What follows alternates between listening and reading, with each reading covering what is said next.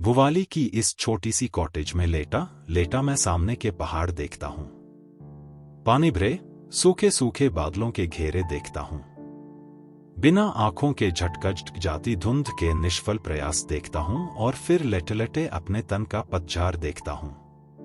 सामने पहाड़ के रूखे हरियाले में रामगढ़ जाती हुई पगडंडी मेरी बाह पर उभरी लंबी नस की तरह चमकती है। पहाड़ी हवाएं मेरी उखड़ी उखड़ी सांस की तरह कभी तेज कभी हौले इस खिड़की से टकराती हैं। पलंग पर बिछी चद्दर और ऊपर पड़े कंबल से लिपटी मेरी देह चूने की सी कच्ची तह की तरह घुल घुल जाती है और बरसों के ताने बाने से बुनी मेरे प्राणों की धड़कनें हर क्षण बंद हो जाने के डर में चूक जाती हैं। मैं लेटा रहता हूं और सुबह हो जाती है। मैं लेटा रहता हूं, शाम हो जाती है। मैं लेटा रहता हूं, रात झुक जाती है। दरवाजे और खिड़कियों पर पड़े पर्दे मेरी ही तरह दिन रात सुबह शाम अकेले मौन भाव से लटकते रहते हैं। कोई इन्हें भरे भरे हाथों से उठाकर कमरे की ओर बढ़ा नहीं आता। कोई इस देहरी पर अनायास मुस्कुराकर खड़ा नहीं हो जाता। रात सुबह शाम बारी बारी से मेरी शैया के पास घिर घिर आते हैं और मैं अपनी इन फीकी आंखों से अंधेरे और उजाले को नहीं, लोहे के पलंग पर पड़े अपने आप को देखता हूं, अपने इस छूटते छूटते तन को देखता हूं और देखकर रह जाता हूं। आज इस तरह जाने के सिवाय कुछ भी मेरे वश में नहीं रह गया।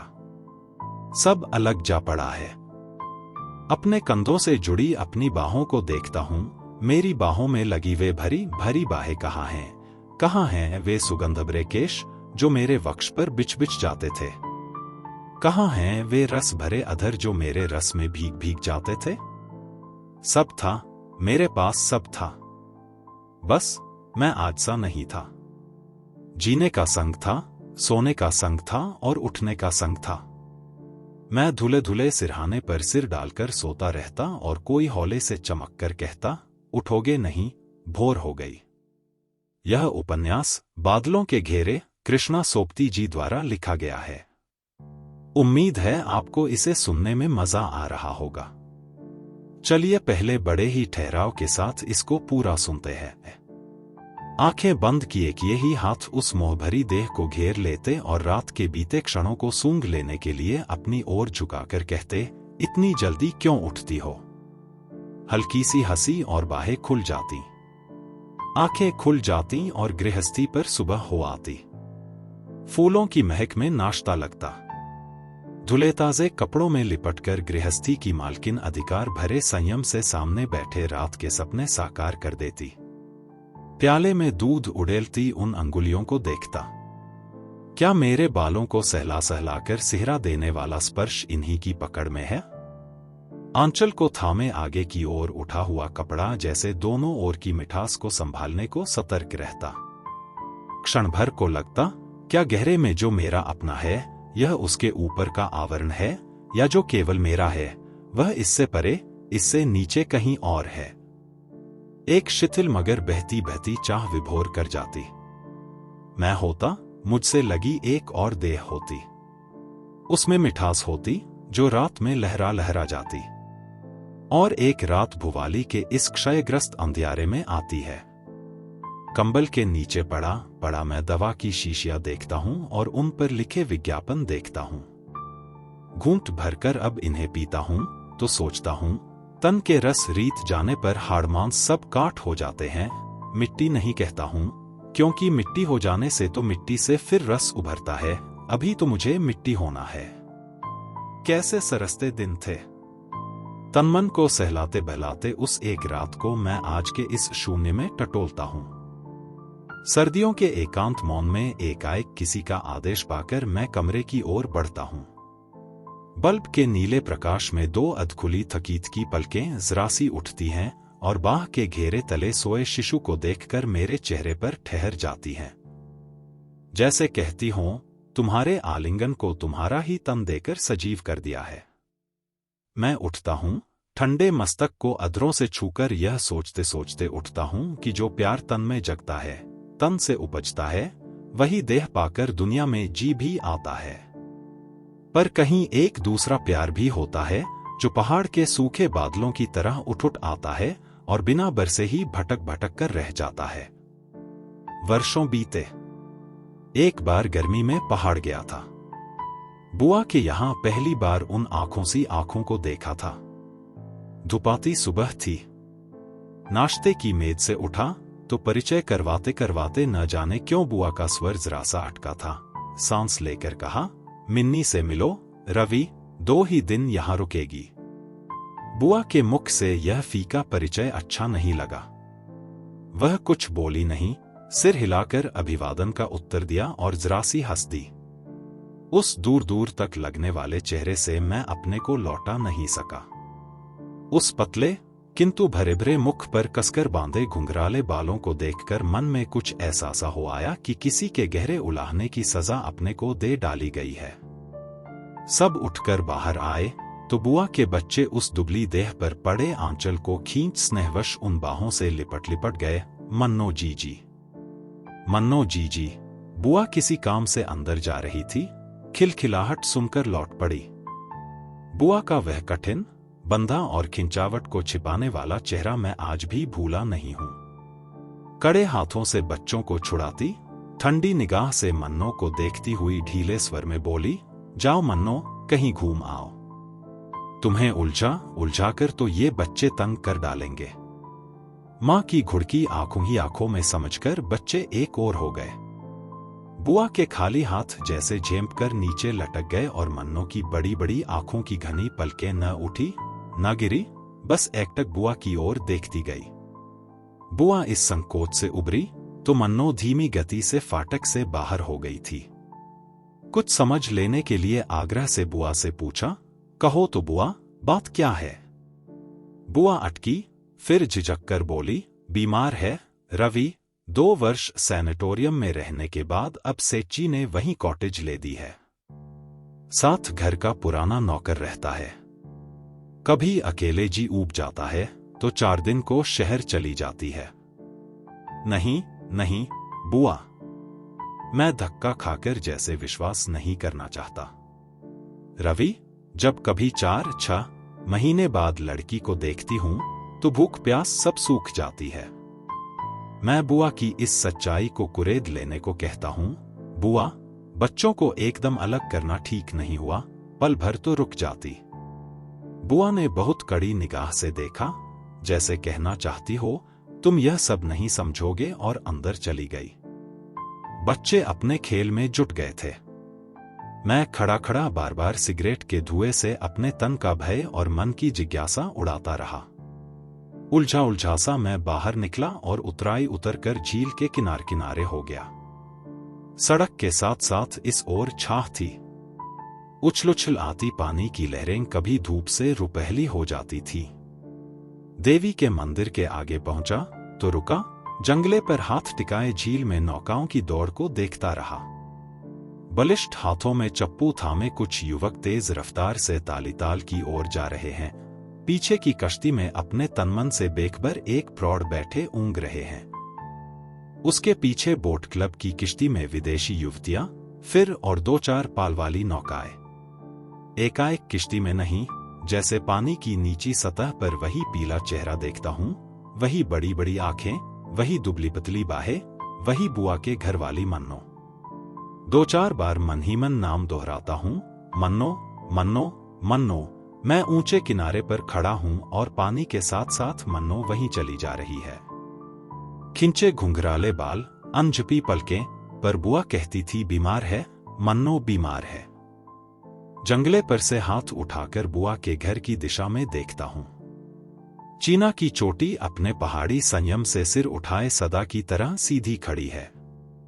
एक ढलती सी पथरीली ढलान को उसने जैसे हाथ से थामे रखा है और मैं नीचे इस सड़क पर खड़े खड़े सोचता हूं कि सब कुछ रोज जैसा है, केवल मन से उभर आती वे 2 आंखें नई हैं और उन 2 आंखों के पीछे की वही बीमारी जिसे कोई छू नहीं सकता, कोई उबार नहीं सकता। घर पहुंचा तो बुआ बच्चों को लेकर कहीं बाहर चली गई थी। कुछ देर ड्राइंग रूम में बैठा बैठा बुआ के सुघड़ हाथों द्वारा की गई सजावट देखता रहा। कीमती फूलदानों में पगाई गई पहाड़ी झाड़ियां सुंदर लगती थी। कैबिनेट पर बड़ी फ्रेम में लगे सपरिवार चित्र के आगे खड़ा हुआ तो बुआ के साथ खड़े फूफा की ओर देखकर सोचता रहा कि बुआ के लिए इस चेहरे पर कौन सा आकर्षण है जिससे बंधी बंधी वह दिन रात वर्षमास अपने को निभाती चली आती है। पर नहीं, बुआ ही के घर में होकर यह सोचना मन के शील से परे है। झिझक कर ड्राइंग रूम से निकलता हूं और अपने कमरे की सीढ़ियां चढ़ जाता हूं। सिगरेट जलाकर झील के दक्षिणी किनारे पर खुलती खिड़की के बाहर देखने लगता हूं। हरे पहाड़ों के छोटे बड़े आकारों में टीन की लाल लाल छतें और बीच बीच में मटियाली पगडंडियां। बुआ खाने तक लौट आएगी और मन्नो भी तो। देर तक टनटन के साथ नौकर ने खाने के लिए अनुरोध किया। खाना लगेगा साहिब। बुआ कब तक लौटेंगी? खाने को तो मना कर गई हैं। कथन के रहस्य को मैं इन अर्थहीन सी आंखों में पड़ जाने के प्रयत्न में रहता हूं। और जो मेहमान हैं? नौकर तत्परता से झुककर, आपके साथ नहीं साहिब, वह अलग से ऊपर खाएंगी। मैं एक लंबी सांस भरकर जले सिगरेट के टुकड़े को पैर के नीचे कुचल देता हूं। शायद साथ खाने के डर से छुटकारा पाने पर या शायद साथ ना खा सकने की विवशता पर। इस दिन खाने की मेज पर अकेले खाना खाते खाते क्या सोचता रहा था आज तो याद नहीं। बस इतना याद है, कांटेचुरी से उलझता बार बार मैं बाहर की ओर देखता था। मीठा कौर मुंह में लेते ही घोड़े की टाप सुनाई दी। ठिठक कर सुना, सलाम साहिब।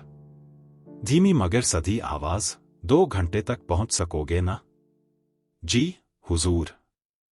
सीढ़ियों पर आहट हुई और अपने कमरे तक पहुंचकर खत्म हो गई। खाने के बर्तन उठ गए। मैं उठा नहीं। दोबारा कॉफी पी लेने के बाद भी वहीं बैठा रहा। एकाएक मन में आया कि किसी छोटे से परिचय से मन में इतनी दुविधा उपजा लेना कम छोटी दुर्बलता नहीं है।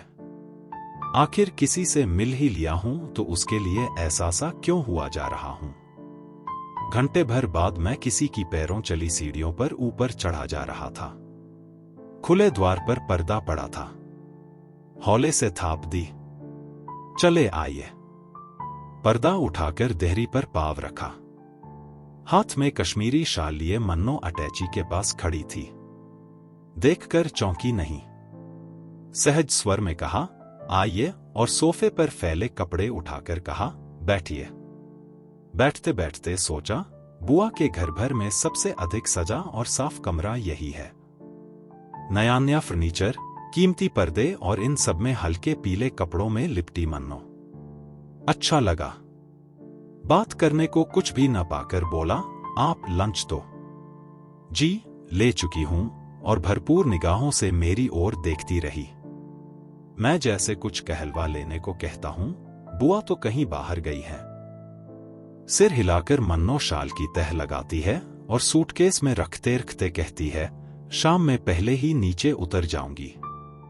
बुआ से कहिएगा, एक दिन को आई थी। बुआ तो आती ही होंगी। इसका उत्तर न शब्दों में आया न चेहरे पर। कहते कहते एक बार रुका, फिर न जाने कैसे आग्रह से कहा, एक दिन और नहीं रुक सकेंगी? वह कुछ बोली नहीं।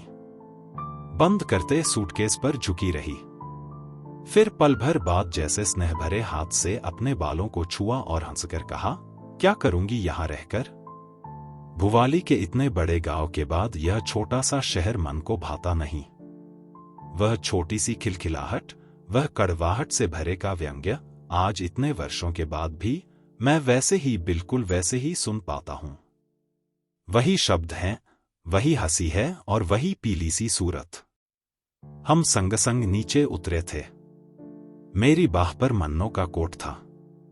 नौकर और माली ने झुककर सलाम किया और अतिथि से इनाम पाया। साइस ने घोड़े को थपथपाया। हुजूर चढ़ेंगी? उड़ी उड़ी नजर उन आंखों की बाह पर लटके कोट पर अटकी। पैदल आऊंगी। थोड़ा आगे आगे लिए चलो। चाहा कि घोड़े पर चढ़ जाने के लिए अनुरोध करूं, पर कह नहीं पाया। फाटक से बाहर होते होते वह पल भर को पीछे मुड़ी, जैसे छोड़ने के पहले घर को देखती हो। फिर एकाएक अपने को संभालकर नीचे उतर गई। राह में कोई भी कुछ बोला नहीं। टैक्सी खड़ी थी, सामान लगा। ड्राइवर ने उन कठिन क्षणों को मानो भांपकर कहा, कुछ देर है साहिब। मन्नो ने इस बार कहीं देखा नहीं। कोट लेने के लिए मेरी ओर हाथ बढ़ा दिया। वह कार में बैठी। कुली ने तत्परता से पीछे से कंबल निकाला और घुटनों पर डालते हुए कहा, कुछ और मेम साहिब। घुंघराली छां ढीली सी होकर सीट के साथ जा टिकी। घुटनों पर पतली पतली सी विवश बाहें फैलाते हुए धीरे से कहा, नहीं नहीं, कुछ और नहीं, धन्यवाद। अधखुले कांच में अंदर झांका। मुख पर थकान के चिन्ह थे। बाहों में मछली मुखी कंगन थे। आंखों में क्या था यह मैं पढ़ नहीं पाया। वह पीली पतझड़ी दृष्टि उन हाथों पर जमी थी जो कंबल पर एक दूसरे से लगे मौन पड़े थे। कार स्टार्ट हुई। मैं पीछे हटा और कार चल दी। विदाई के लिए न हाथ उठे न अधर हिले। मोड़ तक पहुंचने तक पीछे के शीशे से सादगी से बंधा बालों का रिबन देखता रहा और देर तक वह दर्दीले धन्यवाद की गूंज सुनता रहा। नहीं नहीं, कुछ और नहीं। वे पल अपनी कल्पना में आज भी लौटाता हूं तो जी को कुछ होने लगता है। उस कार को भगा ले जाने वाली सूखी सड़क से घूमकर मैं ताल के किनारे किनारे चला जा रहा हूं। अपने को समझाने बुझाने पर भी वह चेहरा, वह बीमारी मन पर से नहीं उतरती। रुक रुक कर, थक थक कर जैसे मैं उस दिन घर की चढ़ाई चढ़ा था, उसे याद कर आज भी निढाल हो जाता हूं। घर पहुंचा। बरामदे में से कुली फर्नीचर निकाल रहे थे। मन धक्का खाकर रह गया। तो उस मन्नो के कमरे की सजावट, सुख सुविधा सब किराए पर बुआ ने जुटाए थे। दोपहर में बुआ के प्रति जो कुछ जितना भी अच्छा लगा था वह सब उल्टा हो गया। आगे बढ़ा तो द्वार पर बुआ खड़ी थी। संदेह से मुझे देख और पास होकर फीके गले से कहा, रवि मुंह हाथ धो डालो, सामान सब तैयार मिलेगा वहां, जल्दी लौटोगे ना, चाय लगने को ही है। चुपचाप बाथरूम में पहुंच गया। सामान सब था। मुंह हाथ धोने से पहले गिलास में ढककर रखे गर्म पानी से गला साफ किया। ऐसा लगा किसी की घुटी घुटी जकड़ में से बाहर निकल आया हूं। कपड़े बदलकर चाय पर जा बैठा। बच्चे नहीं, केवल बुआ थी। बुआ ने चाय उड़ेली और प्याला आगे कर दिया। बुआ। बुआ ने जैसे सुना नहीं। बुआ बुआ। पल भर के लिए अपने को ही कुछ ऐसा सा लगा कि किसी और को पुकारने के लिए बुआ को पुकार रहा हूं। बुआ ने विवश हो आंखें ऊपर उठाई। समझ गया कि बुआ चाहती हैं कुछ कहूं नहीं, पर मैं नहीं रुका। बुआ 2 दिन की मेहमान तो एक ही दिन में चली गई। बुआ चम्मच से अपनी चाय हिलाती रही, कुछ बोली नहीं। इस मौन से और भी निर्दयी हो आया। कहती थी, बुआ से कहना मैं एक ही दिन को आई थी। इसके आगे बुआ जैसे कुछ और सुन नहीं सकी। गहरा लंबा श्वास लेकर आहत आंखों से मुझे देखा। तुम कुछ और नहीं कहोगे रवि, और चाय का प्याला वही छोड़ कमरे से बाहर हो गई। उस रात दौरे से फूफा के लौटने की बात थी। नौकर से पूछा तो पता लगा 2 दिन के बाद आने का तार आ चुका है। चाहा एक बार बुआ के कमरे तक हो आऊं, संकोचवश पांव उठे नहीं। देर बाद सीढ़ियों में अपने को पाया तो सामने मन्नो का खाली कमरा था। आगे बढ़कर बिजली जलाई, सब खाली था, न पर्दे, न फर्नीचर, न मन्नो। एकाएक अंगीठी में लगी लकड़ियों को देख मन में आया, आज वह यहां रहती तो रात देर गए इसके पास यहीं बैठती और मैं शायद इसी तरह जैसे अब यहां आया हूं उसके पास आता। उसके यह सब क्या सोच रहा हूं, क्यों सोच रहा हूं? किसी अनदेखे भय से घबराकर नीचे उतर आया। खिड़की से बाहर देखा, अंधेरा था। सिरहाना खींचा, बिजली बुझाई और बिस्तर पर पड़े पड़े भुवाली की वह छोटी सी कॉटेज देखता रहा जहां अब तक मन्नो पहुंच गई होगी। रवि। मैं चौंका नहीं, यह बुआ का स्वर था। बुआ अंधेरे में ही पास आ बैठी और हौले हौले सिर हिलाती रही। बुआ। बुआ का हाथ पल भर को थमा, फिर कुछ झुककर मेरे माथे तक आ गया। रुंधे स्वर से कहा, रवि, तुम्हें नहीं, उस लड़की को दुलराती हूं। अब यह हाथ उस तक नहीं पहुंचता। मैं बुआ का नहीं, मन्नो का हाथ पकड़ लेता हूं। बुआ देर तक कुछ बोली नहीं, फिर जैसे कुछ समझते हुए अपने को कड़ा कर बोली, रवि, उसके लिए कुछ मत सोचो, उसे अब रहना नहीं है। मैं बुआ के स्पर्शतले सिहर कर कहता हूं, बुआ, मुझे ही कौन रहना है। आज वर्षों बाद भुवाली में पड़े पड़े मैं असंख्य बार सोचता हूं कि उस रात मैं अपने लिए यह क्यों कह गया था। क्यों कह गया था वे अभिशाप के बोल जो दिन रात मेरे इस तनमन पर से सच्चे उतरे जा रहे हैं। सुनकर बुआ को कैसा लगा नहीं जानता। वह हाथ खींचकर उठ बैठी, रोशनी की ओर पूरी आंखों से मुझे देखकर अविश्वास और भर्त्सना से बोली, पागल हो गए हो रवि, उसके साथ अपनी बात जोड़ते हो, जिसके लिए अब कोई राह नहीं रह गई, कोई और राह नहीं रह गई। फिर कुर्सी पर बैठते बैठते कहा, रवि, तुम तो उसे सुबह शाम तक ही देख पाए हो। मैं वर्षों से उसे देखती आई हूं और आज पत्थर सी निष्ठुर हो गई हूं। उसे अपना बच्चा ही करके मानती रही हूं, यह नहीं कहूंगी। अपने बच्चों की तरह तो अपने बच्चों के सिवाय और किसे रखा जा सकता है। पर जो कुछ जितना भी था, वह प्यार, वह देखभाल सब व्यर्थ हो गए हैं। कभी छुट्टी के दिन उसकी बोर्डिंग से आने की राह तकती थी, अब उसके आने से पहले उसके जाने का क्षण मनाती हूं और डरकर बच्चों को लिए घर से बाहर निकल जाती हूं। बुआ के बोल कठिन हो आए।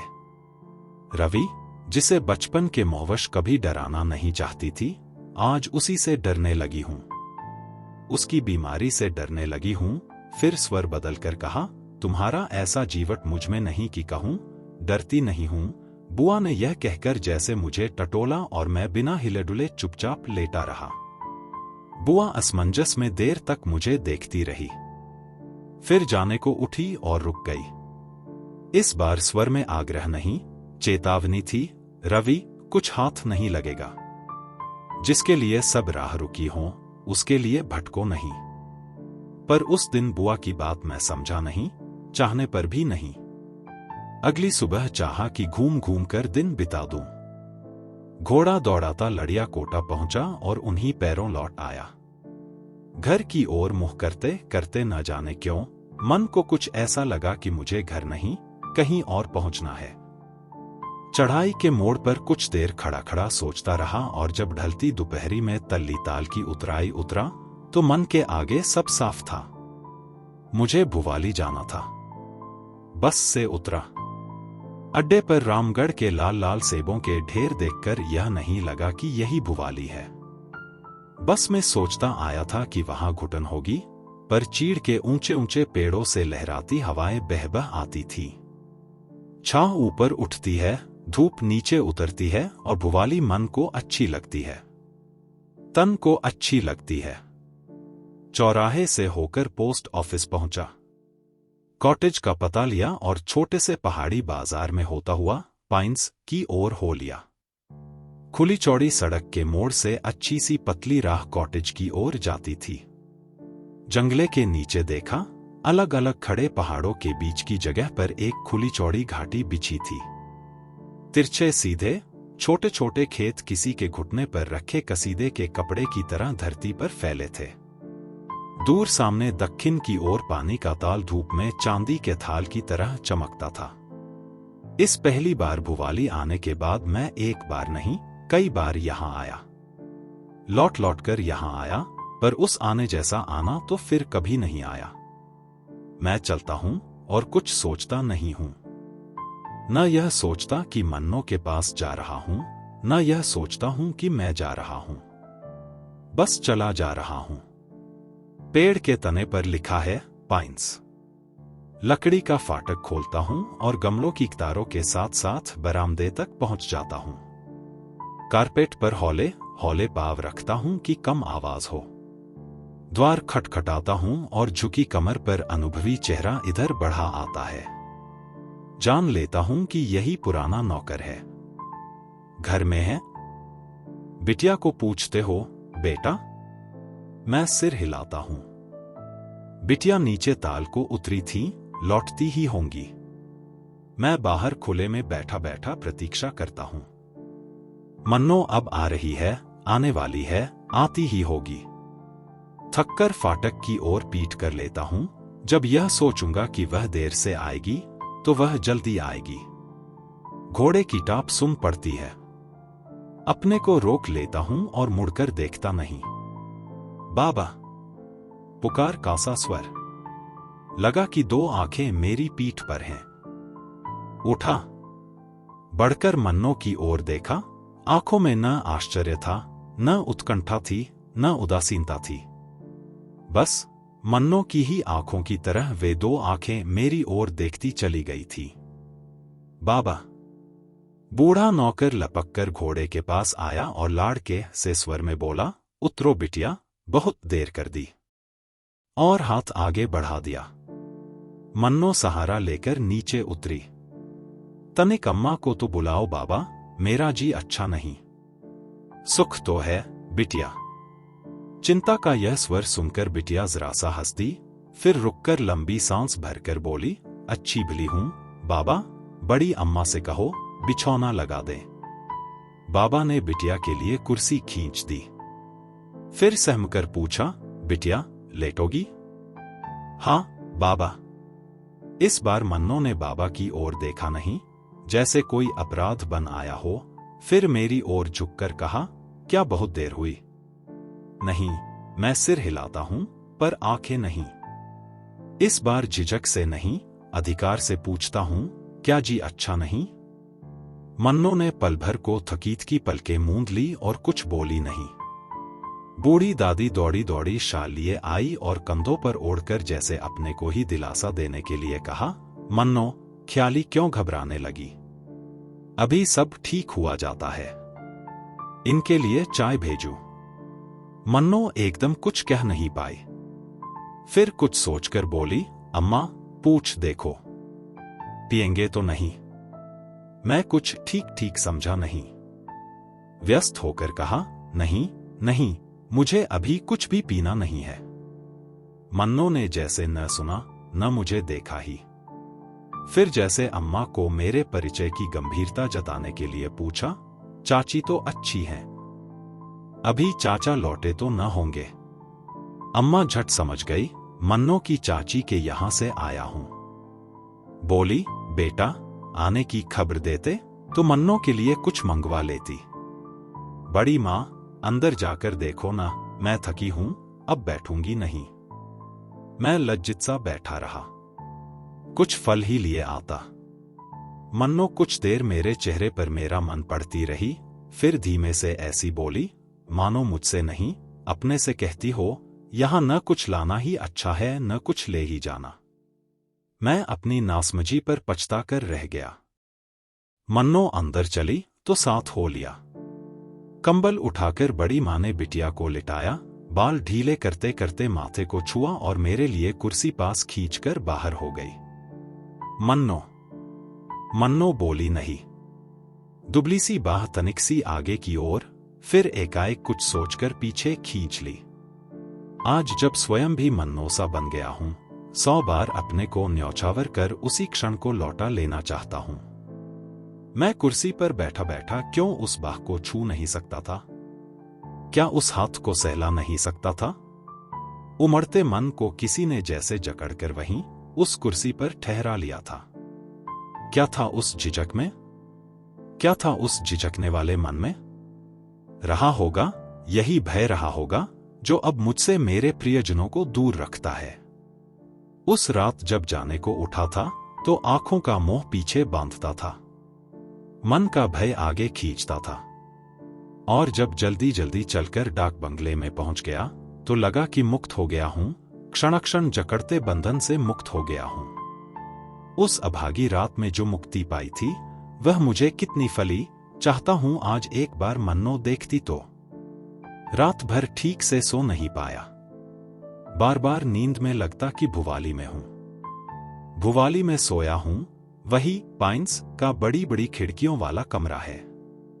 मन्नो के पलंग पर लेटा हूं और पास पड़ी कुर्सी पर बैठी बैठी मन्नो अपनी उन्हीं दो आंखों से मुझे निहारती है।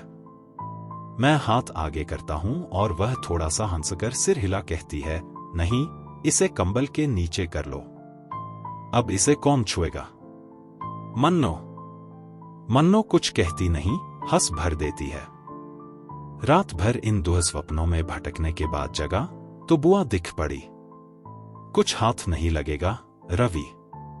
उस सुबह फिर मैं रुका नहीं, ना डाक बंगले में ना भुवाली में। बस के अड्डे पर पहुंचा तो धूप में बुझी बुझी भुवाली मुझे भयावनी लगी। एक बार जी को टटोला, पाइन्स, नहीं नहीं, कुछ नहीं, लौट जाओ। घर पहुंचकर बुआ मिली। कड़ी चेतावनी वाला खिंचा खिंचा चेहरा था। भरपूर मुझे देखकर जैसे सांस रोके पूछा, कहां थे कल। रानी खेत तक गया था बुआ। कह तो जाते। मैं न जाने किस उलझन में आया था। कहा कहने को बुआ था क्या। दोपहर में फूफा मिले। कल लौटे थे और सदा की तरह गंभीर थे। खाना खाते उन्हें देखता रहा। एकाएक उन्हें प्लेट पर से आंखें उठाकर बुआ की ओर देखते हुए देखा तो सचमुच में जान गया कि फूफा के भाई अवश्य ही मन्नो के पिता होंगे। दृष्टि में वही ठहराव था, वही अचंचलता थी। फूफा ने खाने पर से उठते उठते उलझे से स्वर में मुझसे पूछा, रवि, बुआ तुम्हारी लखनऊ तक जाना चाहती हैं, पहुंचा आ सकोगे। जी सकूंगा। मैं, बुआ और बच्चे नैनी से नीचे उतर रहे हैं। मैं पीछे की सीट पर बैठा बैठा विदा हो जाने की आकस्मिकता को सिगरेट के धुएं में भूल जाने का प्रयत्न करता हूं। चौड़े मोड़ से बस नीचे की ओर मुड़ी। खिड़की से बाहर देखा तो पहाड़ की हरियाली में वही कल वाली भुवाली की सफेदी दिख रही थी। काठगोदाम से लखनऊ। एक रात बुआ की ससुराल रुककर बुआ से विदा लेने गया तो बुआ ने पूछा, लौट जाने की सोचते हो रवि, कुछ दिन यहीं रुको। नहीं बुआ। बुआ इस नहीं को एकाएक स्वीकार नहीं कर सकी। पास बिठाकर कुछ देर देखती रही। फिर स्नेह से कहा, कहां जाओगे। बुआ, कुछ पता नहीं। बुआ कुछ कहना चाहती थी पर कह नहीं पा रही थी। कुछ रुकते रुकते कहा, रवि, तुम्हारे फूफा तो तुम्हारे वापस नैनी लौटने को कहते थे। नहीं बुआ, अब तो दक्षिण जाऊंगा पिताजी के पास। बुआ को जैसे विश्वास न हुआ। कुछ याद सी करती बोली, रवि, इस बार तुम्हें नैनी में अच्छा नहीं लगा। नहीं नहीं बुआ। बुआ चाहती थी मुझसे कुछ पूछे। मैं चाहता था बुआ से कुछ कहूं पर किसी से भी शब्द जुड़े नहीं। स्टेशन पर जाने लगा तो बुआ के पांव छुए। बुआ बहुत बड़ी नहीं है मुझसे। पिताजी की सबसे छोटी मौसेरी बहन होती है, पर दिल में कुछ ऐसा सा लगा कि बुआ का आशीर्वाद चाहता हूं। बुआ हैरान हुई, फिर हंसकर बोली, रवि, तुमने पांव छुए हैं तो आशीर्वाद जरूर दूंगी, बहुत सुंदर बहू पाओ। मैं न हंसा न लजाया। बुआ चुपसी रह गई। जिस नटखट भाव से वह कुछ कह गई थी उसे मानो अनदेखे संकोच ने घेर लिया। टिकट लिया, कुली के पास सामान छोड़ प्लेटफार्म पर घूमने लगा। आमने सामने कोई गाड़ी नहीं थी। लाइनों पर बिछे खालीपन ने उलझे मन को एकाएक खोल दिया। जो कुछ भी सोच रहा था सोचता चला गया। मन न भुवाली पर अटका था, न पाइन्स पर, न मन्नो पर। पिछला सब बीत गया लगा। बुआ का आशीर्वाद कल्पना में मुखर आया। घर होगा, घर की रानी होगी, मैं होऊंगा।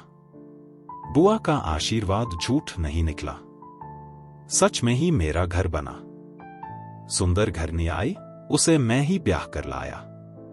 पर उस दिन जहां का टिकट ले लिया था वहां की गाड़ी मुझे खींचकर उस प्लेटफार्म पर से ले जा नहीं सकी। गाड़ी आ लगी है। कुली सामान लगाता है और मैं बाहर खड़े खड़े देखता हूं, मुसाफिर, कुली, सामान, बच्चे, बूढ़े।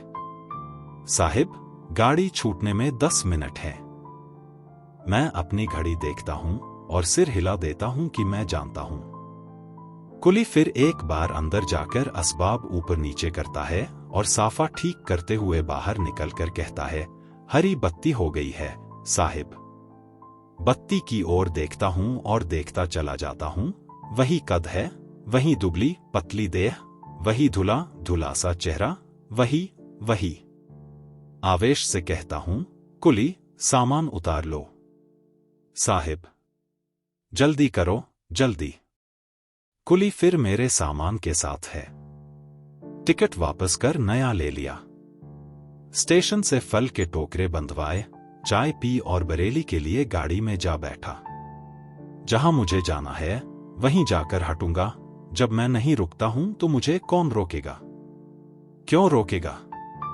घर में आगे लॉन में बैठा सर्दियों की ढलती धूप में अलसा रहा हूं। अंदर से मां निकली और पास बैठते हुए कहा, बेटा, इस बार छुट्टी में आ ही गए तो ठहर जाओ। बार बार इनकार करना अच्छा नहीं लगता। मां की बात सुनकर मैं सयाने बेटे की तरह हंसता हूं और मन ही मन सोचता हूं कि मां कितना ठीक कहती है। अपनी नौकरी पर रहता हूं और अकेले आदमी के खर्च से कहीं अधिक कमाता हूं, फिर क्यों इनकार करूंगा? मां की आशा के विपरीत बड़ी आवाज में कहता हूं, मां, जो तुम्हें रुचे वही मुझे भाएगा। बेटा, लड़की देखना चाहोगे? हाँ मां। लगा, मां मन ही मन हंसी। खाने के बाद रात को घूम कर आया तो कमरे में शांति थी, मन में शांति थी। किसी को देखने के लिए कॉलेज के दिनों वाली उतावली जिज्ञासा मन में नहीं रह गई थी। लगा कि अकेले रहते रहते किसी के संग की आशा नहीं कर रहा, उसे तो अपना अधिकार करके मान रहा हूं। हाथ में किताब लेकर रात को लेटा तो पढ़ते पढ़ते ऊब गया। आंखों के अंधेरे में देखा, किसी पहाड़ पर चढ़ा जा रहा हूं। दूर चीड़ के पेड़ों के झुंड दिखते हैं। आसमान सब सुनसान है, अपनी पदचाप के सिवाय कोई आवाज नहीं। एकाएक आदमी का स्वर गूंजता है, इधर उधर, और अंधेरे में हिलता एक हाथ आगे बढ़ा आता है मेरे गले की ओर, निकट और निकट। दुबली कलाई, पतली अंगुलियां। मैं डरता हूं, पीछे हटता हूं और घबराकर आंखें खोल देता हूं। उठा, खिड़की का पर्दा उठाकर बाहर झांका। लॉन के दाहिने हरी घास पर पिताजी के कमरे की लाइट फैली थी। संभला, लंबी सांस लेकर बालों को छुआ तो माथा ठंडा लगा। भयावना सूनापन और अंधेरे में वह हाथ। मन से जिसे भूल चुका हूं, उसे आज ही याद क्यों आना था, क्यों दिख जाना था उस हाथ को जो वर्षों गए पाइन्स की उतराई से उतरते उतरते मैंने अंतिम बार देखा था। छुआ था नहीं कहूंगा, क्योंकि असंख्य बार सोच सोचकर छू भर लेने के लिए बाह आगे करनी, छू लेना नहीं होता। महीना भर नैनी में रहते हुए बार बार भुवाली से लौटने के बाद जब अंतिम बार मैं मन्नो के पास से लौटा था तो लौट कर उस लौटने को न लौटना करना चाहता था। 3 बार नीचे उतरा था और 3 बार मुड़कर ऊपर गया था। मन्नो शाल में लिपटी आराम कुर्सी पर अधलेटी थी। पास खड़े होकर उसकी चुप्पी को जैसे उस पर से उतार देने को उदास स्वर में कहा, कल तो नैनी से नीचे उतर जाऊंगा। मन्नो ने नीचे फैले शाल को सहज सहज सहेजा। 1 महीने पहले वाली दृष्टि मुख पर लौट आई। वही पराया सा देखना, वही दूर दूर सा लगता चेहरा। मन्नो, चाहता हूं मन्नो से कुछ तो कहूं, पर क्या कहूं? यह कि जल्दी लौटूंगा। क्षणाक्षण अपने से कहता हूं, आऊंगा, फिर आऊंगा, पर जिस निगाह से मन्नो मुझे देखती है वह जैसे बिना बोल के यह कहे जा रही है कि अब तुम यहां नहीं आओगे। मन्नो, रवि। और बस कठिन सी होकर थोड़ा सा हंसी और हाथ जोड़ दिए। नमस्कार। इन जुड़े जुड़े हाथों को देखता रहा। जरा सा आगे बढ़ा कि विदा दूं, पर न जाने क्यों खड़ा का खड़ा रह गया। समझाने के से स्वर में मन्नो बोली, देरी होती है रवि। जी भरकर देखने वाली अपनी आंखों को झुकाकर मैं जल्दी जल्दी नीचे उतर गया। मैं फिर लौटूंगा, फिर, पर क्या सदा के लिए चला जा रहा हूं। मुड़कर पीछे देखा और खिंचकर ठिठक गया। मन्नो वहीं उसी मुद्रा में बैठी थी, मानो वह जानती थी कि लौटूंगा। साथ पड़ी कुर्सी की ओर संकेत कर कहा, बैठो रवि। स्वर में न व्यथा थी, न संग छूटने की उदासी थी, न मेरे आने पर आश्चर्य था। आंखों ही आंखों में कुछ ऐसा देखा जैसे पूछती हो, कुछ कहना है। मैं अपने को बच्चे की तरह छोटा करके कहता हूं, मन्नो, मन नहीं होता जाने को। मन्नो कुछ देर देखती रही। मैं चाहता हूं मन्नो कुछ भी कहे, कहे तो। एक छोटी सी सांस जैसे छोटी से छोटी घड़ी के लिए उसके गले में अटकी। फिर घने स्वर में कहा, एक न एक बार तो तुम्हें चले ही जाना है रवि। मैं हाथों से घेर कर उस देह को नहीं तो उस स्वर को छू लेना चाहता हूं, चूम लेना चाहता हूं। मन्नो आगे बढ़ता हूं, कुछ रोक लेने की, थाम लेने की मुद्रा में मन्नो दोनों हाथ आगे डाल देती है। बस मन्नो अपना अनुरोध उस तक पहुंचाना चाहता हूं। नहीं, इस नहीं के आगे नहीं है और कुछ नहीं। मन्नो दुबला सा हाथ हिलाकर आंखों से मुझे विदा देती है और मैं विवश सा, व्यर्थ सा नीचे उतरता हूं। आंखों पर धुंध सी उमड़ आती है। संभलता हूं और एक बार फिर पीछे देखता हूं। बिल्कुल ऐसे लगता है कि किनारे पर खड़ा हूं और किश्ती में बैठी मन्नो वहीं चली जा रही है। वह मुझे नहीं देखती। उसकी आंखों के आगे उसके अपने हाथों की रोक है, अपने हाथों की ओट है। हाथों पर टिका मन्नो का सिर नीचे झुका है, आंखें शायद बंद हैं, शायद गीली हैं। उस कड़े आहत अभिमान की बात सोचकर छटपटाता हूं। कदम उठाकर फाटक के पास पहुंचा तो सिसकियां सुनकर रुक गया। मन ही मन दोहराकर कहा, मन्नो, मन्नो। इसी पुकार को पलटकर जैसे उत्तर आया, ठहरो नहीं, रुको नहीं। सच ही मैं ठहरा नहीं। उतरता चला गया और हर पग के साथ दूर होता चला गया उस कॉटेज से, कॉटेज में रहने वाली मन्नो से, मन्नो की उन दो आंखों से, पर मन्नो की स्मृति से नहीं। मन्नो की याद मुझे आज भी आती है। आज भी वह याद आती है, वह दोपहरी जब मन्नो और मैं उस बड़ी झील के किनारे से लगी पगडंडी पर घूमते रहे थे। मीठा मीठा सा दिन था। पहली बार उस पीले चेहरे की मिठास के सम्मुख में पानी सा बह गया था। एकटक उन घुंघराले बालों को देखता रह गया था और देखता गया था शाल में लिपटे उन कंधों को जो पैरों की धीमी चाल से थककर भी झुकते नहीं थे। परिक्रमा का अंतिम मोड़ आया तो बहुत बड़े घने वृक्ष के नीचे देवी के दो छोटे छोटे मंदिर दिखे। टीन के कपाट बंद थे। कुछ अधिक न सोचकर आगे बढ़ने को हुआ कि मन्नो को देखकर रुक गया। खड़ी खड़ी कुछ देर सोचती रही, फिर जूते उतार नंगे पांव किनारे के पत्थरों से नीचे उतर गई। बड़े से पत्थर पर पांव जमाया और झुककर डंठल से कमल तोड़ वापस लौट आई। मैं तो कुछ सोच नहीं रहा था, बस देखता चला जा रहा था। शाल सिर पर कर लिया था और उन बंद कपाटों के आगे वाली दहलीज पर फूल रखकर सिर नवा दिया। मंदिर के बंद कपाटों के आगे माथा टेक उठी तो मानो मन्नो सी नहीं लग रही थी। ऐसे दिखा कि यह झुकी छाया मन्नो नहीं, कोई व्यर्थ हो गई विवशता हो जिसने भाग्य के इन बंद कपाटों के आगे माथा टेक दिया था। इस निर्मम अकेलेपन के लिए मन में ढेर सा दर्द उठ आया। बहते से स्वर में कहा, दर्शन करने का मन हो मन्नो तो किसी से पुजारी का स्थान पूछूं। मन्नो ने कुछ कहने से पहले स्वर को संभाला, फिर सिर हिलाकर कहा, नहीं रवि, ऐसा कुछ नहीं। मुझे कौन से वरदान मांगने हैं? अपने लिए तो कपाट बंद हो गए हैं। बस इतना ही चाहती हूं, यह कपाट उनके लिए खुले रहें जिनसे बिछुड़कर मैं अलग आ पड़ी हूं। मन्नो को छूने का भय, उसके रोग का भय जो अब तक मुझे रोकता था, बांधता था, अलग जा पड़ा। झील की ठंडी हवा में फहराते से घुंघराले बालों पर झुककर बाह से घेरते हुए कहा, मन्नो।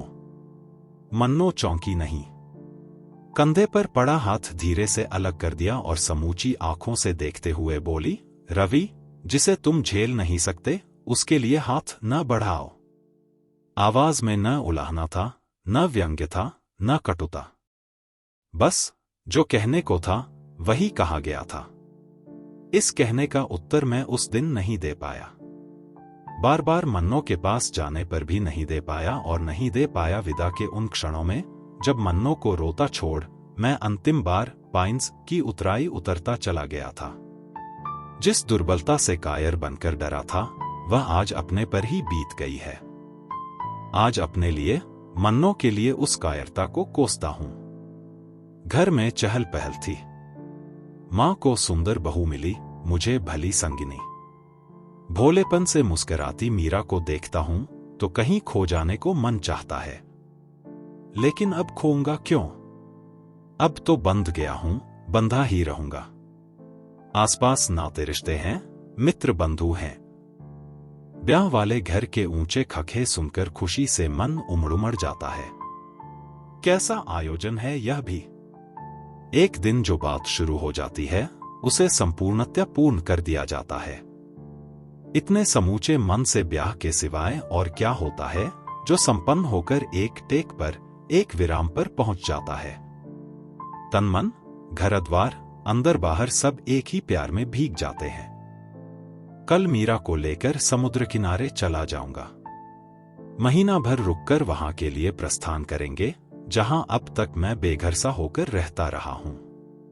उस अपार असीम सागर के किनारे एक दूसरे पर छाछा जाते हम घंटों घूमते रहे। बीच बीच में ठहरते और मोहवश एक दूसरे में छिपे अपने अपने प्यार को चूमते। सुबह शाम, दिन रात कहाँ छिपते, कहाँ डूबते, यह हम देख देख कर भी नहीं देखते थे। इसके बाद प्रहरों की तरह बीत गए वे 10 वर्ष। संग संग लगे बिछो से दूर मग्न दिन रात। मीरा और बच्चों से दूर इस कॉटेज में पड़ा पड़ा आज भी पीछे लौटता हूं तो बहुत निकट से किसी सांस का स्वर सुनता हूं। हम कितने सुखी हैं, कितने। चाहता हूं किसी की आंखों में देखकर इसका उत्तर दूं। किसी को छूकर कुछ कहूं पर सुनने वाला कोई नहीं। बच्चों के लिए मीरा ने मेरा मोह छोटा कर लिया। गए महीने रानीखेत जाते मीरा बच्चों के संग घंटे भर को यहां रुकी थी। बरामदे में लेटलटे उन तीनों को ऊपर आते देखता रहा। फाटक पर पहुंचकर मीरा पल भर को ठिठकी थी। फिर दोनों हाथों से बच्चों को घेरे के अंदर ले आई। मुन्ना, रानी, प्रणाम करो बेटा। बच्चों के झिझक से बंधे हाथ मेरी ओर उठे। देखकर कंठ भर आया। मेरा भाग्य मुझसे दूर, मुझसे अलग जा पड़ा है। मेरे ही बच्चे आश्चर्य की दृष्टि से मुझे देख मां की आज्ञा का पालन कर रहे हैं। मीरा जब तक रही, आंखें पोंछती रही। कुछ कहने को, कुछ पूछने को उसका स्वर बंधा नहीं। अपने सुंदर सुकुमार बच्चों को अपने ही डर के कारण पूरी तरह निरख नहीं पाया। केवल मीरा की ओर देखता रहा कि जो आज मुझे मिलने आई है उसमें मेरी पत्नी कहाँ है वह जो सचमुच में मेरी थी। भरी आंखों से मीरा की कलाई की घड़ी देखने को निठुराई से आहत हो मैं फटीफटी रूखी दृष्टि से फाटक की ओर देखने लगा कि मेरा ही परिवार कुछ क्षण में मुझे यहां अकेला छोड़ मुझसे दूर चला जाएगा। एक बार मन हुआ कि बच्चों को पकड़ने वाली उन 2 बाहों को अपनी ओर खींचकर कहूं, मैं तुम्हें नहीं जाने दूंगा, नहीं जाने दूंगा। पर बच्चों की छोटी छोटी आंखों का अपरिचय उस आवेश को दूर तक काटता चला गया। चौंक कर देखा, मीरा पास आकर झुकी और अधरों से मस्तक छूकर हौले से पीछे हट गई। उठ बैठा कि एक बार प्यार दूं, एक बार प्यार लूं, कि हाथों में मुंह छिपा रोते रोते मीरा इन बाहों से आ लगी। मीरा की आंखों से भीगी अपनी रोती आंखों को पोंछकर आसपास देखा तो टूटा बांध सब कुछ बहा ले गया था।